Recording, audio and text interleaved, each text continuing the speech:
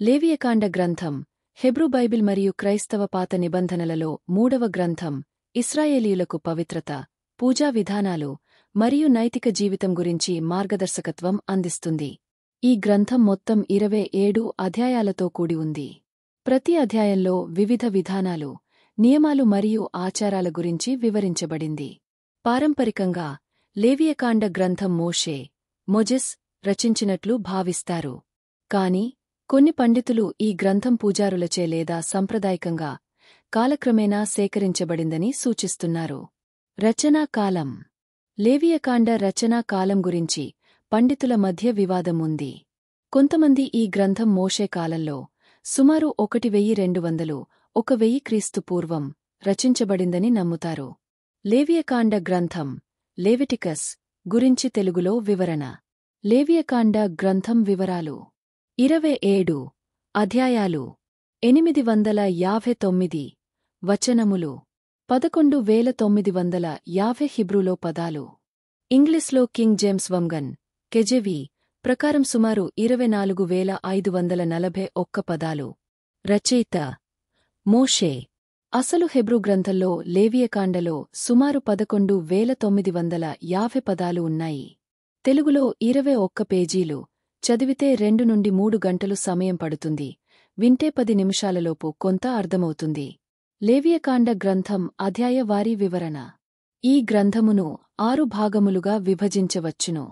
మొదటి భాగము 1వ అధ్యాయము నుండి 7వ అధ్యాయము వరకు బలిపిక్యాలు మరియు అర్పణలు.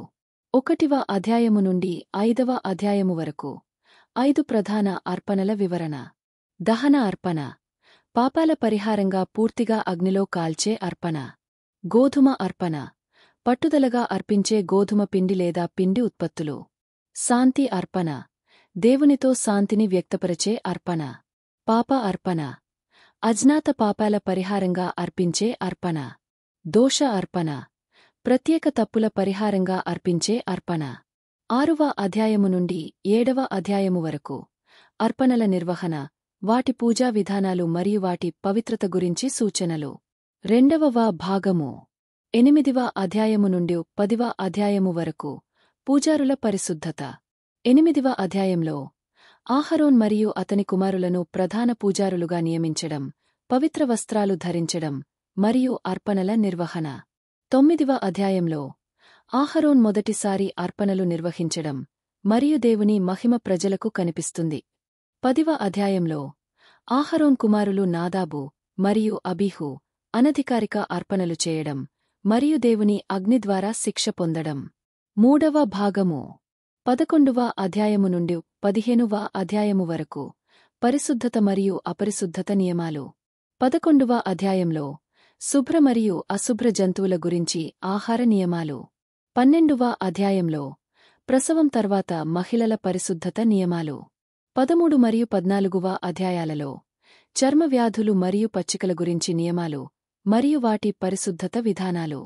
15వ అధ్యాయంలో శరీర ద్రవాల ద్వారా అపరిశుద్ధత నియమాలు. 4వ భాగము 16వ అధ్యాయంలో పాపాల పరిహార దినం. ఈ అధ్యాయం పాపాల పరిహార దినం యొక్క పూజా విధానాలను వివరిస్తుంది. ఈ రోజున ప్రధాన పూజారి పవిత్ర స్థలంలో ప్రవేశించి ప్రజల పాపాల పరిహారంగా అర్పణలు నిర్వహిస్తాడు. ఒక మేకను ప్రజల పాపాలను దానిపై ఉంచి అరణ్య ప్రాంతానికి పంపిస్తారు. 5వ భాగము 17వ అధ్యాయము నుండి 26వ అధ్యాయము వరకు పవిత్రత నియమాలు. ఈ విభాగం నైతిక జీవితం, సామాజిక న్యాయం మరియు పవిత్రత గురించి వివరిస్తుంది. 17వ అధ్యాయంలో రక్తం వినియోగం మరియు అర్పణల నిర్వహణ నియమాలు. 18వ అధ్యాయంలో లైంగిక నైతికత నియమాలు మరియు వివాహేతర సంబంధాలపై నిషేధం. 19వ అధ్యాయంలో సామాజిక న్యాయం మరియు సమాజంలో నైతిక జీవితం గురించి నియమాలు. 20వ అధ్యాయంలో విధేయతలపై శిక్షలు మరియు పవిత్రత నియమాలు. 21 మరియు 22వ అధ్యాయాలలో పూజారుల నియమాలు మరియు వారి పరిశుద్ధత. 23వ అధ్యాయంలో పవిత్ర పండుగలు మరియు వాటి నిర్వహణ విధానాలు.